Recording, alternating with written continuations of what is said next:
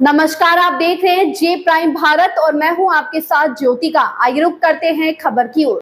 बाबा साहेब भीमराव अंबेडकर जी जयंती की पूर्व संध्या पर कबीर वेलफेयर सोसाइटी द्वारा कानपुर में डॉक्टर अंबेडकर व्यक्तित्व और कृतित्व पर संगोष्ठी का आयोजन किया गया। संगोष्ठी में मुख्य अतिथि के रूप में LM मौर्य, उप निदेशक पिछड़ा वर्ग आयोग उत्तर प्रदेश उपस्थित रहे। कार्यक्रम की अध्यक्षता RK सिंह यादव वरिष्ठ अधिवक्ता ने की। संगोष्ठी में Dhaniram Panther, advocate Karim Siddiqui, advocate Buddh Singh, Sajid sir, advocate Ram Kumar Prajapati, advocate Jagannath Yadav, Anil Yadav, advocate Shrikant Pal, Satyendra Pal, जिला पंचायत सदस्य राजेश बादल, अनिल यादव, राहुल कनौजिया, सुशील गौतम, प्रदीप वाल्मीकि सहित सैकड़ों लोग उपस्थिति हुए और डॉक्टर अंबेडकर के व्यक्तित्व और कृतित्व पर चर्चा की। जितेंद्र कमल के द्वारा डॉक्टर भीमराव अंबेडकर के व्यक्तित्व और कृतित्व पर चर्चा करते हुए बाबा साहेब की 22 प्रतिज्ञाओं को अपने जीवन में उतारने की बात कही गई। मुख्य अतिथि LM मौर्य ने कहा कि बाबा साहेब के द्वारा दिया गया शिक्षा का अधिकार एक क्रांतिकारी परिवर्तन है। अब वक्त है कि हमारे समाज को सिर्फ शिक्षित नहीं होना है, उच्च शिक्षा भी प्राप्त करनी है। इसलिए वंचित समाज का कोई भी व्यक्ति उच्च शिक्षा से वंचित ना हो सके, इसके लिए हम सबको कार्य करने होंगे। एडवोकेट RK सिंह यादव ने बताया कि बाबा साहेब ने जो अधिकार दिए उनके वह बहुजन समाज पर ऋण है, इसको कभी उतारा नहीं जा सकता है। बाबा साहेब सिर्फ दलितों के नेता नहीं है, पूरे बहुजन समाज के आदर्श हैं। कार्यक्रम के अंत में कार्यक्रम आयोजक एडवोकेट विनोद पाल ने सभी को मोमेंटो देकर सम्मानित किया।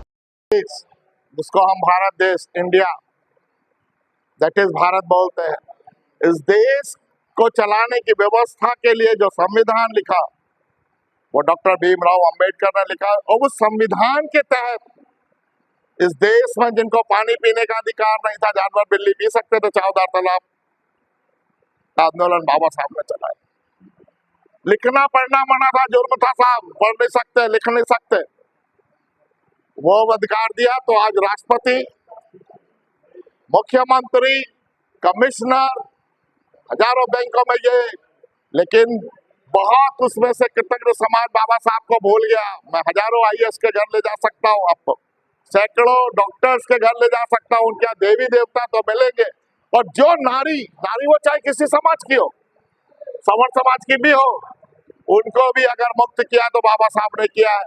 हिंदू कानून कोर्ट बिल बनाते समय उन्होंने पूरे समाज का ध्यान रखा, ना कि SC ST OBC का लिए। लेकिन हाँ, जिनकी हालत इस देश में बेजुबानी की थी, बोल नहीं सकते, तो मैं अपने आप को as a Vinod Pal, as a advocate ऋणी मानता हूँ। जो सा प्रयास उनके व्यक्तित्व कृतित्व पे आज एक प्रकाश डालने के लिए हम 10-12 बुद्धिजीवी बैठे, हम कोई आंदोलन या सम्मेलन की बात नहीं, उसके कृतज्ञता प्रकट करने के लिए कि हाँ भाई, तुम मेरे को एक मनुष्य का दर्जा देख के लेके गए हो, हमारे लिए असीम संभावनाओं के द्वार खोल के गए हो।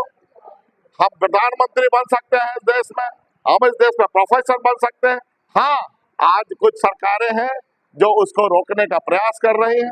संविधान को बाबा साहब ने संविधान में बोला बाद में कि कितना अच्छा भी संविधान में लिखता है, इससे भी बेटर।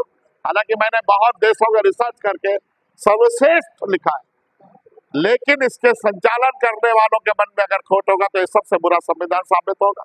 और मैं इससे खराब भी लिखता, अगर इसके चलाने वालों की मनसा ठीक होती तो अपने आप बहुत अच्छा कुछ होता। तो मैं तो वो ऋणी हूँ। बाबा साहब हमारे के चारों लोकतंत्र के खंभे, चारों को मजबूत करके गए, अपने जीते जी वो अखबार निकाल कर गए।